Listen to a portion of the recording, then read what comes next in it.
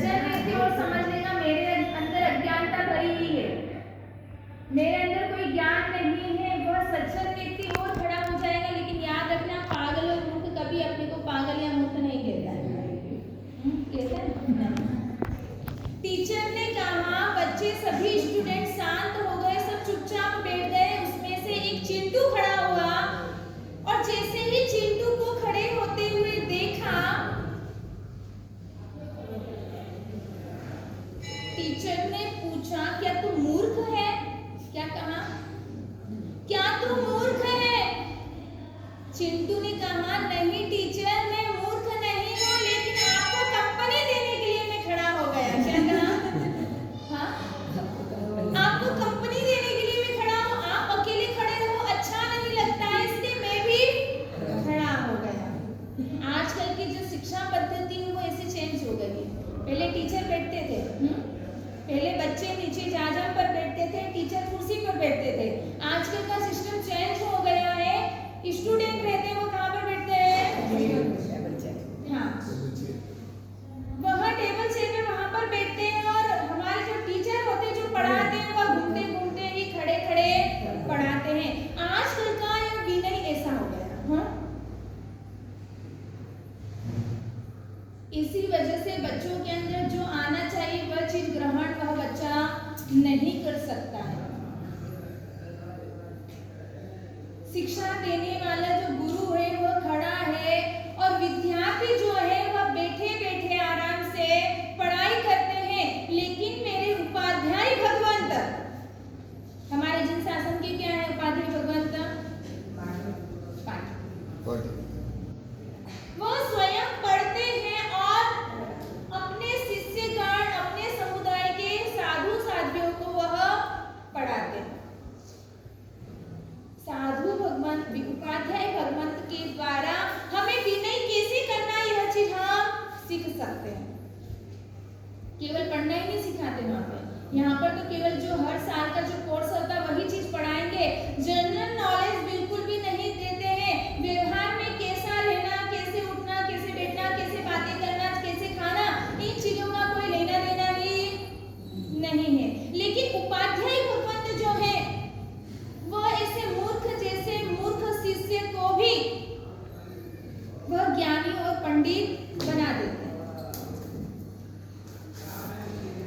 प्रतिदिन पानी का प्रवाह अगर एक पत्थर पे पड़ेगा ना, तो वह पत्थर भी टूट जाता है, गल जाता है, टूट जाता, बिखर जाता है।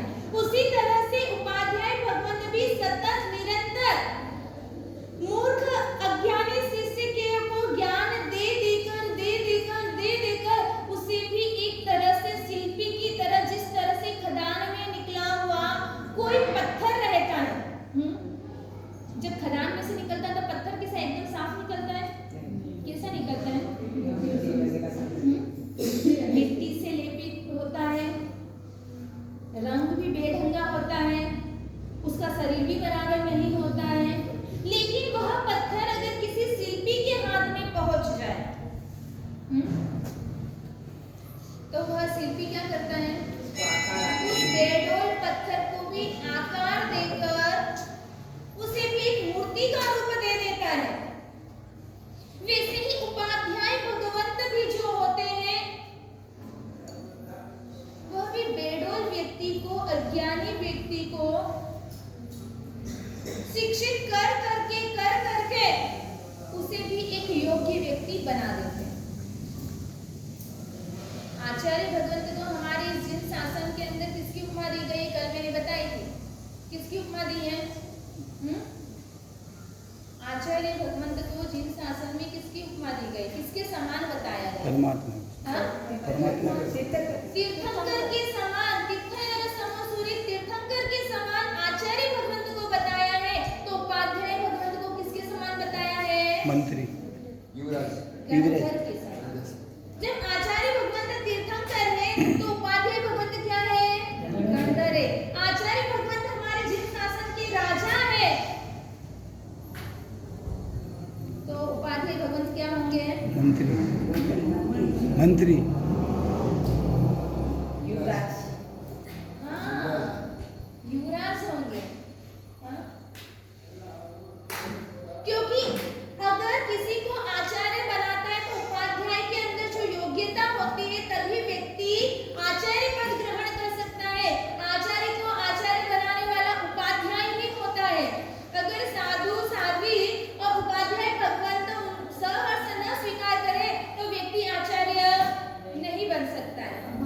यीशु ख्रिस्त की बात आती है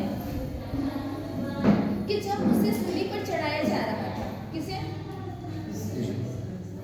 जब उन्हें सूली पर चढ़ाया जा रहा था तब यीशु ख्रिस्त ने अपने सभी शिष्यों को बुलाया और जैसे ही सारे शिष्य इकट्ठे होकर जब गुरु के पास आए तब गुरु ने उनके पैर दूध से पानी से धोए हैं।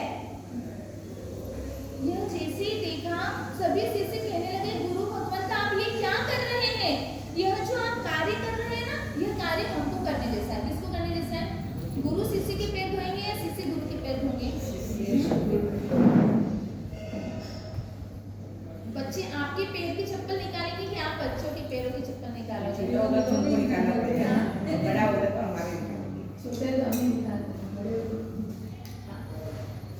छोटा होता है जब हमें निकालना पड़ता है और बड़ा होने के बाद में वह हमारा निकालेगा।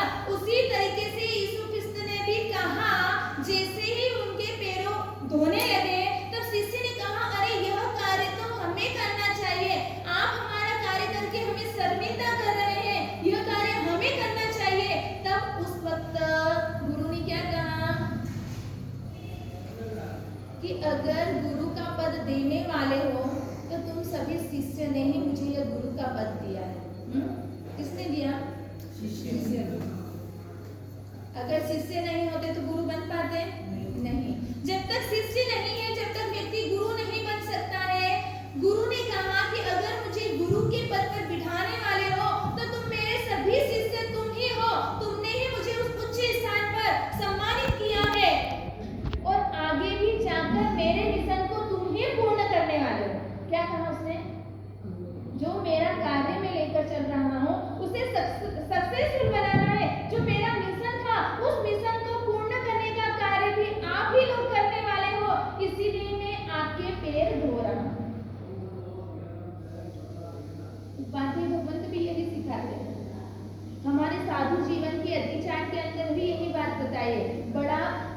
बड़ा प्रत्यय पसाई करे, लोड़ा प्रत्यय इच्छकार इत्यादि विनय सांचव्य नहीं। क्या कहा है कि बड़ों का तो विनय करना ही करना, लेकिन छोटों का भी विनय करना हमारा कर्तव्य बनता है।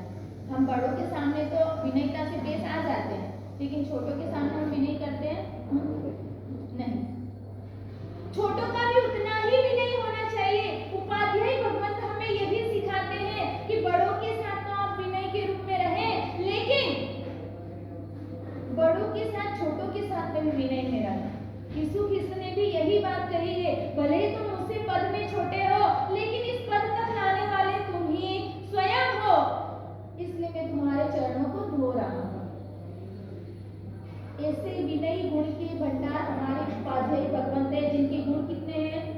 25 गुण के नाम किसको मालूम है? 25 गुण किसमें आते हैं? पूरा डिटेल मत बोलना। 25 गुण, 11 अंग, 12 उपांग और 11-12 30 चरण सित्री और करण सित्री। 11 और 12 23 और 2 25। इस 25 गुण की धारक मेरे गुरु भगवंत उपाध्याय भगवंत हैं। और चरण सित्री और करण सित्री ये दो, यह मिलाकर 25 हुए और ऐसे 25 गुण के धारक मेरे उपाध्याय भगवंत है, जो सतत 5 घंटे का स्वाध्याय तो कंटिन्यू करते ही करते हैं। उनका कलर भी कौन सा है? हरा। हरा यानी नीला, रियल। और नीला कलर या हरा कलर, आप किसी को भी ट्रैफिक रोड पर जाएं तो वहां पर भी क्या रहती है? लाल बत्ती और लाल बत्ती होती है, यानी कि खतरे का निशान। लाल बत्ती जल रही है, जब तक खतरे का निशान एकदम हमें एक ही जगह पर खड़ा रहना पड़ता है, लेकिन जैसे ही ग्रीन आ गई तो क्या होगा? भागते हैं। ग्रीन कलर जो है वो हमें आगे बढ़ाने का कार्य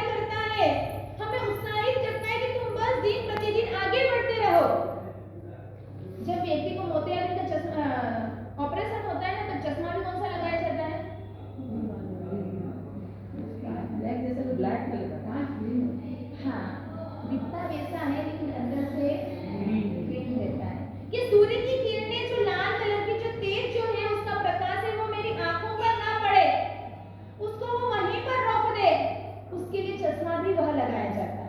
आकाश का कलर भी होता है तो वह नीला ही होता है, और सागर का पानी भी हो तो वह आकाश में जितनी उदारता है और सागर में जितनी गंभीरता है, आकाश विशाल होता है और सागर इतना ही गंभीर होता है, जो चाहे सब कुछ उसके अंदर समा सकता है। नदी के अंदर अगर बाई चांस ज्यादा पानी आ गया तो वो क्या होगा, वो बाहर आने लग जाता है, बाढ़ आने लग जाती है। लेकिन सागर के अंदर कितनी ही नदियां समाविष्ट होती है, लेकिन वो सभी को समा लेता है कि आ जाओ, वेलकम, कभी वो मना करता ही नहीं। उसी तरह से जैसे उदार मन के और वैसे ही गंभीर, क्योंकि उपाधि भगवान ज्ञान के भंडार होते हैं, तो कई व्यक्ति उनके पास में प्रायश्चित लेने के लिए आते हैं, कई लोग उनके पास में ऐसी जो उनके द्वारा गलत कार्य हो गया है या कुछ भी बातें पूछने के लिए आते हैं, तो अगर वो उदार होंगे, गंभीर होंगे, तो वो बातों को पचा सकते हैं, तभी व्यक्ति को उपाधि पर दिया जाता है, नहीं तो हर किसी को उपाधि पर नहीं दिया जा सकता। ये हमारे गण के नायक है, गणपति है। गणपति जी का भी पेट कैसा होता है,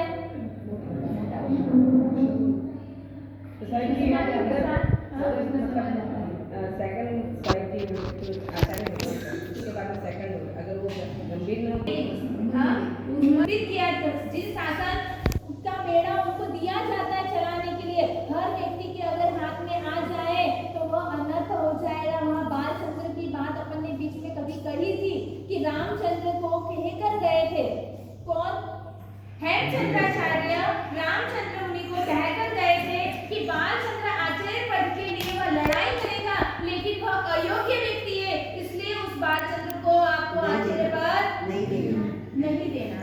आखिरी में रामचंद्र ने गुरु की आज्ञा को मानी, तहत्ती करी कि यह योग्य व्यक्ति नहीं है, अगर इसे आचार्य पद दिया जाएगा तो अनर्थ हो जाएगा। इस वजह से तेल की कढ़ाई में कूदने के लिए तैयार हो गए, लेकिन आचार्य पद नहीं दिया। और इधर अजय पाल को भी क्या करना था, क्योंकि ये षड्यंत्र रचा था उन्होंने। बालचंद्र ने अपनी विद्या शक्ति के द्वारा अजयपाल राजा को खुश कर दिया था। अजयपाल के साथ में हुए और उन्होंने कहा, कुमारपाल महाराजा को अजयपाल ने जहर खिला दिया, और कुमारपाल का राज्य, कुमारपाल महाराजा भी क्या सोच रहे थे कि अजयपाल जो है वह यह भी अयोग्य है। राज्य मिलना भी हर किसी के हाथ में, अगर राज्य मिल जाए तो वहाँ के नागरिकों के प्रति वह अनिष्ट कर सकता है। इसलिए कुमारपाल महाराजा की इच्छा थी कि मेरा राज्य कोई योग्य व्यक्ति ले, लेकिन अजयपाल को राज्य चाहिए था। उन्होंने भी कुमारपाल महाराजा को खाने में जहर मिला दिया। इधर उदाई मंत्री जो थे, खाने के बाद मालूम पड़ गया कुमारपाल महाराजा को कि मेरे भोजन में जहर मिलाया गया है।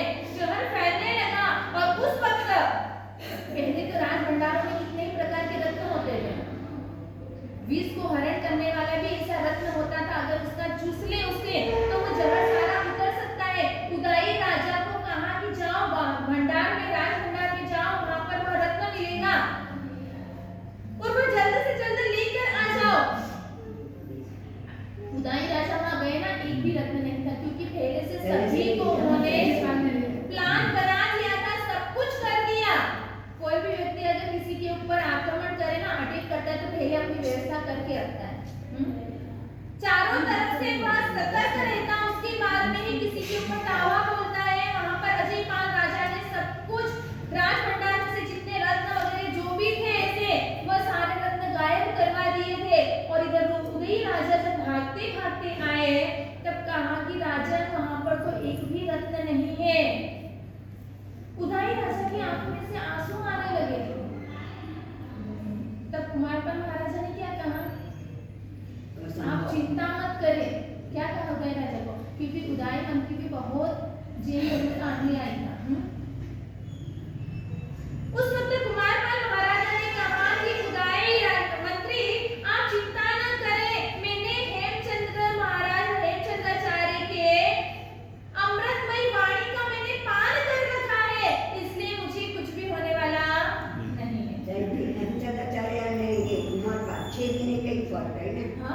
हेमचंद्र से स्वर्गवास होने के बाद हाँ। 6 महीने के बाद कुमार पाल गया और सब बोल के गए थे ऐसा होगा, सब सब बोल लोग कर गए थे। हेमचंद्राचार्य को कलिकाल सर्वज्ञ की पदवी दी गई। किसकी? कलिकाल में भले सर्वज्ञ नहीं है, भगवान नहीं है, लेकिन भगवान की उपमा उन्हें दे रखी थी, क्योंकि इतने ही ज्ञानी थे, सब कुछ जान सकते थे। तो ऐसे आखिरी में जाकर अजय पाल ने वह राज्य लिया। इधर हेमचंद्राचार्य को भी मारा गया और रामचंद्र महाराज को जो बताया उन्हें भी धक-धक की शिला पर बैठना भी पड़ा और अनशन लिया और वह भी काल धर्म को प्राप्त कर गए और बाद में बालचंद्र ने वह राज्य ले लिया। तो कहने का मतलब कि अयोग्य व्यक्ति के पास में अगर चला जाए तो अनर्थ का कारण बन सकता है, इसीलिए योग्यता को देखा जाता है। योग्य व्यक्ति हो तो उसे हर चीज देने में हर व्यक्ति तैयार रहता है। यहाँ पर उपाध्याय भगवंत की भी बात आ रही है कि उपाध्याय भगवंत ज्ञानी होते हैं, ध्यानी आत्मा होते हैं, सतत उनके अंदर प्रमाण नाम की कोई चीज ही नहीं होती है। और ऐसे अपने यहाँ जो ओली जी के अंदर जो रास पढ़ा जा रहा है, यशो विजय महाराज है। हाँ? यशो विजय महाराज रास पढ़ा जा रहा है, जो श्रीपाद रास अपन पढ़ रहे हैं, उसके रचयिता भी कौन है? यशो विजय महाराज बस एक ही ने बनाया है रास। ना मानेंगे विजय नहीं यशो विजय हाँ? लोग हर सूत्र के रचयिता होते हैं एक, लेकिन यह ऐसा सूत्र है जिस रास की रचना करी है, इस रास के रचयिता दो हैं। पहले विनय विजय जी ने बनाया और आखिरी समय में देखो कितनी अप्रमत्तता। हाँ? प्रमाद नाम की कोई चीज नहीं। आखिरी अंतिम समय में भी अपनी अंतिम समय कैसे निकलती है? हाय हाय करते हैं। लेकिन जो ज्ञानी आत्मा रहती है ना, उनकी अंतिम सांस भी कैसे निकलती है, वो अपने जीवन के अंतिम क्षण भी कैसे निकालता है। हरिभद्र सूरी जी का अपन ने सुना था कि हरिभद्र सूरी जी ने जो 1444 ग्रंथ रचे थे और आखिरी में जो लास्ट में ग्रंथ मालूम पड़ गया कि अब मेरी अंतिम समय आ गया है, और उस वक्त उन्होंने क्या बनाया था? संसार दावा। मेरा जो मैंने एक प्रण लिया है, नियम लिया है, मेरे अधूरे न रह जाए, उसके लिए संसार दावा लिखा। और आखिरी में जाकर क्या हुआ? हाँ? लिखते लिखते भी वह चले गए, गाथा अधूरी रह गई और उस गाथा को पूर्ण किसने किया? सकल श्री संघ ने मिलकर उस गाथा को पूर्ण किया। आखिरी समय भी जब हम तो खाट में पड़े रहते हैं, सांस चलती है, कोई किसी की सांस बढ़ जाती है, किसी की सांस, हाँ, परिवार वाले आजू बाजू में खड़े रहते हैं, हमें चिंताएं सताने लग जाती कि बस मैं अब जा रहा हूँ। लेकिन ज्ञानियों को इस चीज की चिंता नहीं होती, उन्हें जिन शासन की चिंता होती है कि जिन शासन के लिए मैं जितना देकर जाऊं उतना मेरे लिए अच्छा है। हरिभद्र सूरी जी ने आखिरी जाते जाते भी आखिरी समय में भी संसार दावा सूत्र बनाकर गए और यहाँ पर विनय विजय जी भी ग्रंथ की रचना कर रहे हैं, रास बना रहे, बनाते बनाते बनाते उन्हें लगा बस अब मेरी अंतिम सांसें चल रही है। और उस वक्त अपने मित्र उपाध्याय दोनों थे, विनय विजय जी और यशो विजय जी दोनों थे। और विनय विजय जी को लगा और यशो विजय जी को यह कार्य सौंप दिया कि इस कार्य को पूर्ण अब आपको करना है। जब काशी में भी पढ़ने गए थे तब यशो विजय जी और विनय विजय जी ही गए। उतनी बुद्धि थी इनके पास में, इतनी बुद्धि थी कि आखिरी में जो गुरु इनको पढ़ाते थे, जो पंडित जी, न्याय के विषय में मुझे पढ़ाया जा रहा था, उस वक्त आजकल जैसे किताबें हर रोज छपना ये सिस्टम नहीं था। पहले कोई भी किताबें ज्ञान की कोई साधन मिलना बहुत दुर्लभ होता था। जब काशी में पढ़ने गए और उस वक्त उनकी इच्छा थी कि एक दिन के लिए हमें गुरुजी यह किताब दे दे, लेकिन गुरुजी ने और पंडित जी ने उन्हें नहीं दी। और आखिरी में जाकर एक दिन पंडित जी किसी कारणवश बाहर गए, उन्हें मालूम पड़ गया, पंडित जी की पत्नी के पास गए, वह किताब मांगी, उस पत्नी ने तो दे दी। एक रात के अंदर ही क्या किया उन्होंने? एक रात के अंदर कितने श्लोक याद किए उन्होंने? यशो विजय जी ने 700 गाथाएं और विनय विजय जी ने 500 गाथा रात में ही सारी कंठस्थ कर ली और सुबह जाकर गुरुजी की पत्नी को भी दे दी। लेकिन जैसे ही पंडित जी को मालूम पड़ा, क्यों कितनी बुद्धि है इनके अंदर, कितनी बुद्धिमत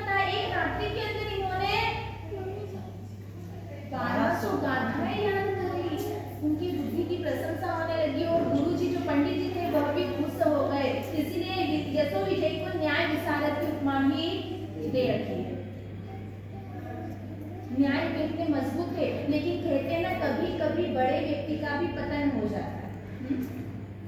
ये नहीं कि बड़ा व्यक्ति है, ज्ञानी है, गंभीर है, लेकिन कभी कभी जीवन का पड़ाव चेंज हो जाता है, जीवन बदल जाता है और कभी उनका भी पतन होने लग जाता है।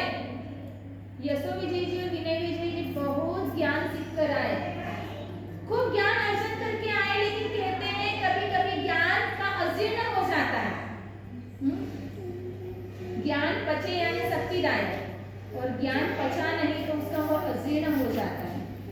कहते हैं 5 रोटी खाई तो किसकी अगर शरीर की कैपेसिटी नहीं है, 5 रोटी खा ली तो अजीर्ण हो जाएगा, लोटेश्वर की यात्रा करनी पड़ेगी।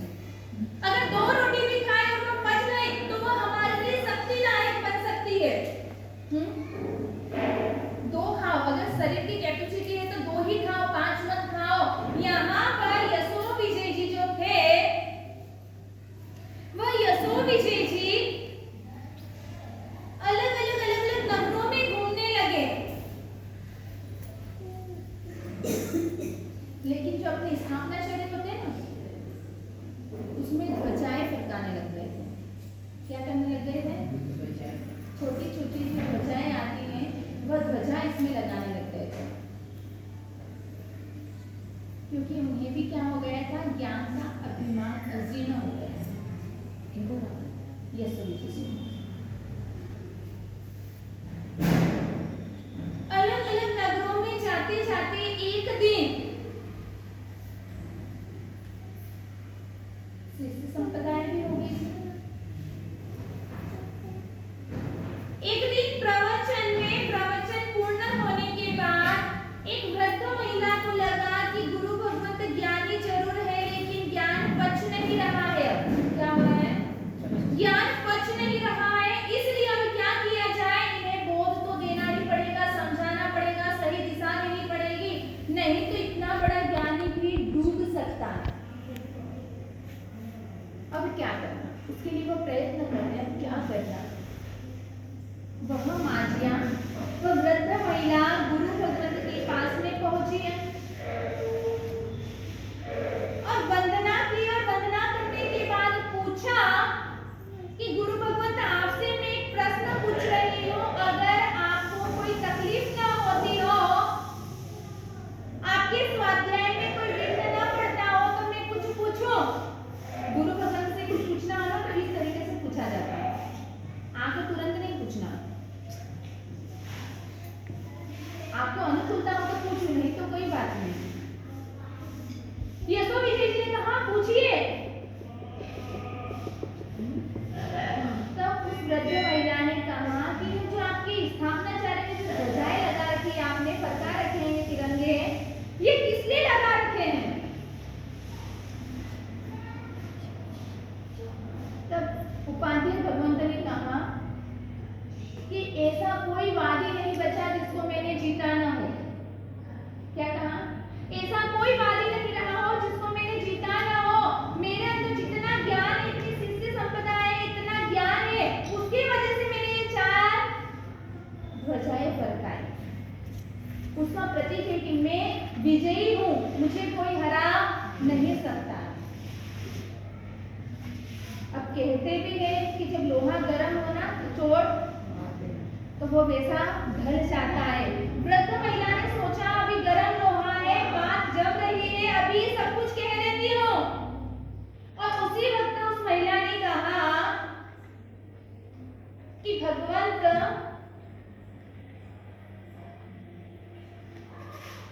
भगवान के शिष्य भी प्रतिक्रमण तो करते ही थे, करते थे ना। पहले और 24वें भगवान के तीर्थंकर के शिष्य तो प्रतिक्रमण करना अनिवार्य है। बीच के भगवान के जो शिष्य वगैरह रहते थे, जब आलोचना हो तभी जब कोई पाप लगा हो उनके द्वारा तो वह प्रतिक्रमण करते हैं। उन्होंने कहा कि हाँ प्रतिक्रमण करते ही थे। तब कहा कि 24वें भगवान के शिष्य कौन थे, कितने थे? तब कहा कि पहले शिष्य गौतम स्वामी। उन्होंने फिर वापस प्रश्न किया कि गौतम स्वामी के कितने शिष्य थे? हाँ, कितने शिष्य थे? 50।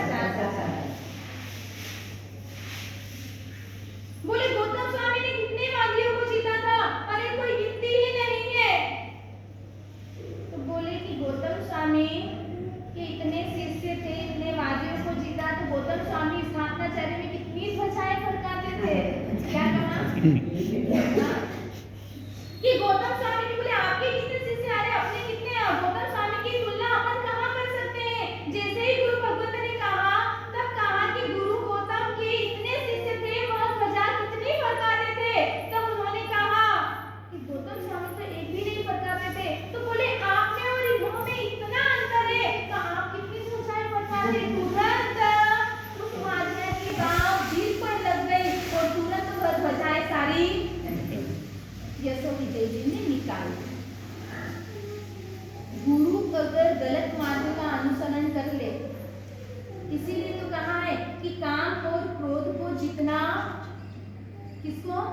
काम और क्रोध को जितना सरल है, लेकिन अहंकार को जितना बड़ा ही मुश्किल है। एक बार गुस्सा आएगा थोड़ी देर में ठंडा भी हो जाता है।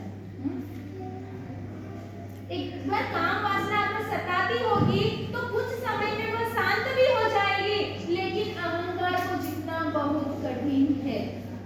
स्थूलीभद्र महाराज ने काम को जीत लिया था ना, जो 12-12 वर्ष तक किसके यहाँ पर रहे थे?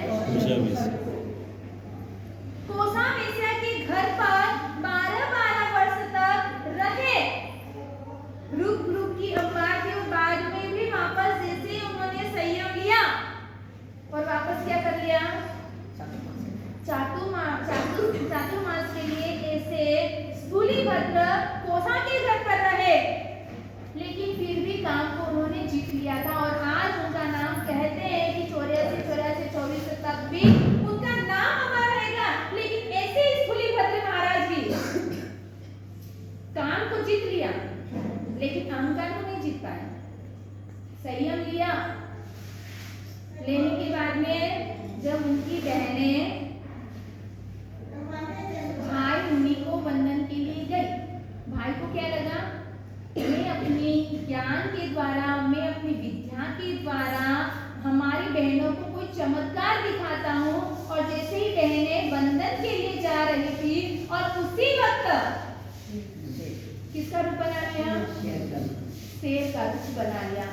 खूंखार सिंह बनकर वो पाट पर जाकर बैठ गए। बहनें जैसे ही गई और घबरा गई, भयभीत हो गई कि हम तो भाई मुनि को वंदन के लिए गए, लेकिन वहां पर कोई गुरु भगवत नहीं, खूंखार सिंह बैठा हुआ है। क्या हुआ? आखिर उसका रिजल्ट क्या मिला?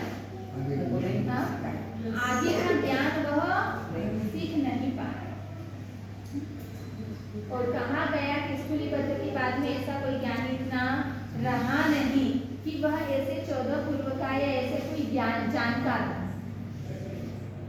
स्थूलीभद्र महाराज को केवल 9.5 पूर्व पढ़े और उसके बाद में क्या हो गया?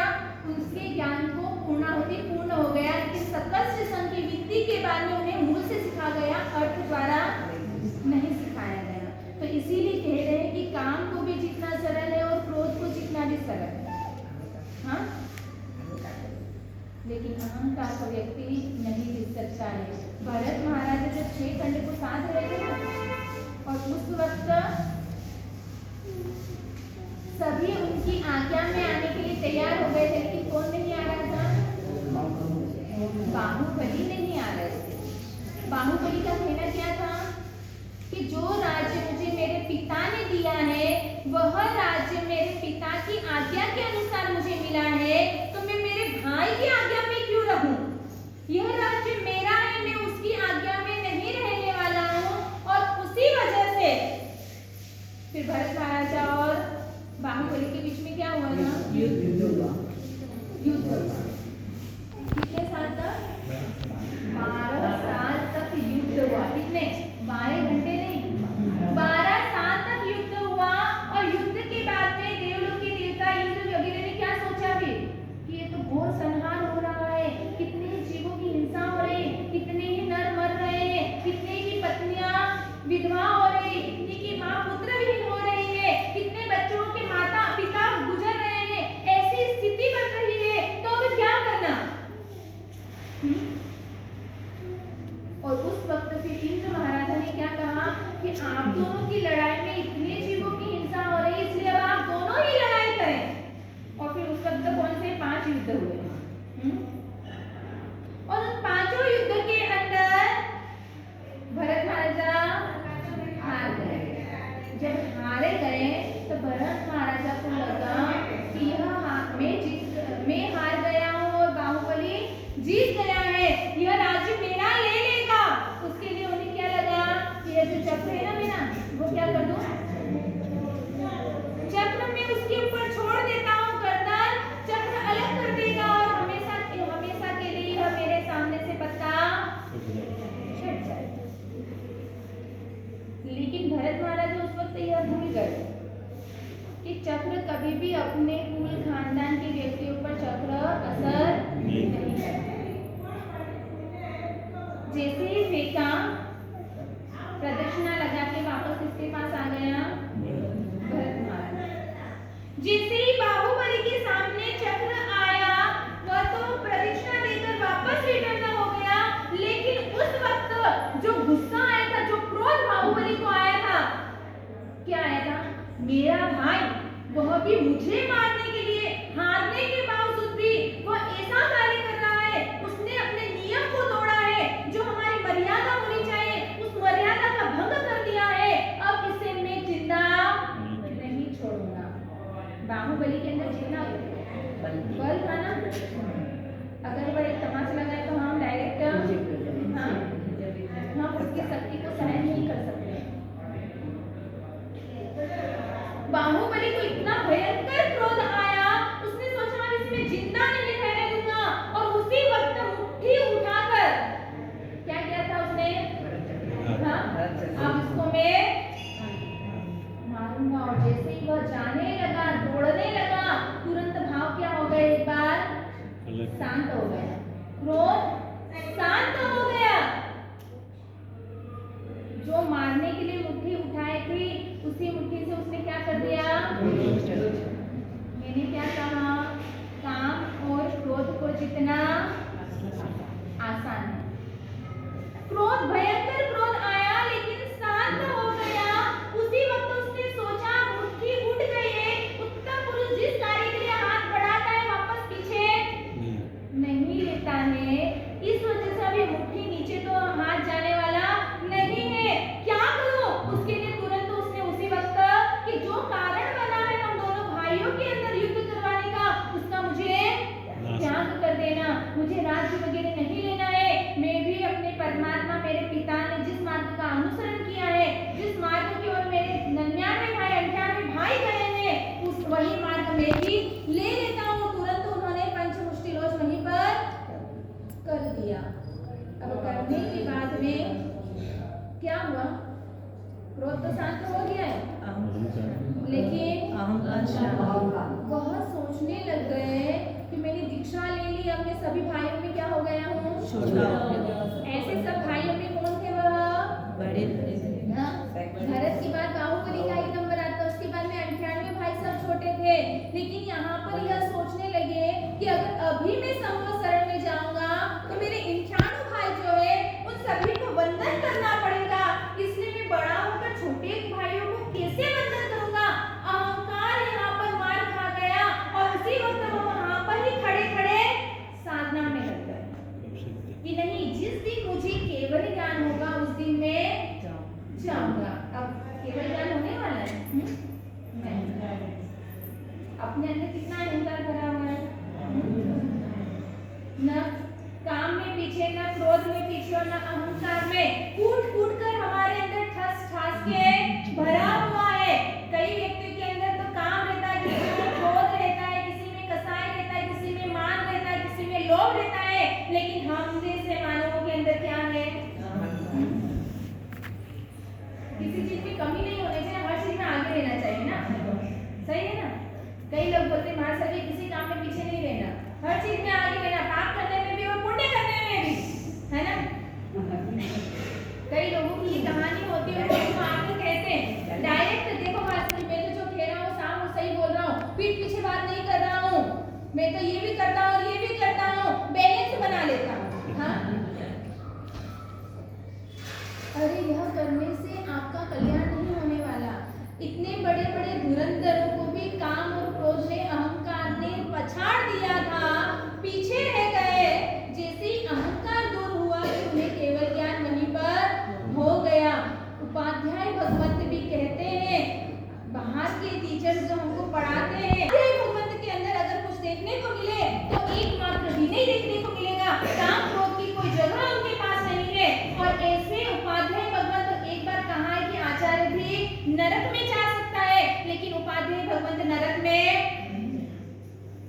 जाते हैं। उनके जीवन में पठन पाठन का इतना दिन भर सतत ज्ञान की चर्चाएं होती है।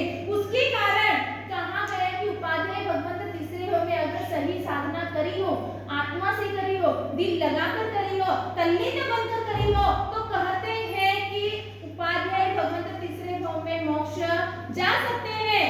और ऐसे उपाध्याय की सेवा करके, उनकी भक्ति करके, उनकी आराधना करके सामने वाला व्यक्ति भी तीसरे भाव में मोक्ष जाने की कैपेसिटी रखता है। साध्वी जी में होते हैं साध्वी जी में ना आचार्य होते हैं ना उपाध्याय पद दिए जाते हैं, लेकिन आचार्य उपाध्याय का पद, पन्यास का पद हो, गणिवरी का, ये सारे पद साध्वी जी भगवंत को नहीं दिए जाते हैं। पढ़ाते तो साध्वी जी पढ़ाते तक देखो अच्छे बच्चे बड़े बड़े धुरंधरों को भी मैं झुका सकती हूँ। ऐसे भाव न आ जाए, उनका जल्दी पतन न हो जाए, उसकी वजह से उन्हें बड़े पद पर नहीं बिठाया जाता है। पुरुषों के अंदर वह कैपेसिटी, वो अगर बड़ी सीट पर भी बैठ जाएगा ना तो उसे इतना मद नहीं आने की, उन्हें इतना अभिमान नहीं आएगा जितना अभिमान महिलाओं के अंदर जल्दी आ जाता है। महिलाएं दोनों की खान बताती हैं। अगर कुछ भी हुआ 19-20 के फट से वह उसकी ओछाई दिखाने में पीछे नहीं रहती है। तो ऐसे आज उपाध्याय भगवंत का चौथा दिवस, हमारी नवपत की आराधना का चतुर्थ दिवस, जिसमें उपाध्याय भगवंत की ज्यादा से ज्यादा हो सके उतनी आराधना करनी है। कि उपाध्याय भगवंत किसके भंडार है? तो विनय के भंडार है। उपाध्याय भगवंत से हमें हमेशा यही प्रार्थना करनी है, क्योंकि देखना आचार्य कितने ही मिलेंगे, साधु कितने ही मिलेंगे, लेकिन उपाध्याय भगवंत बहुत कम मिलेंगे।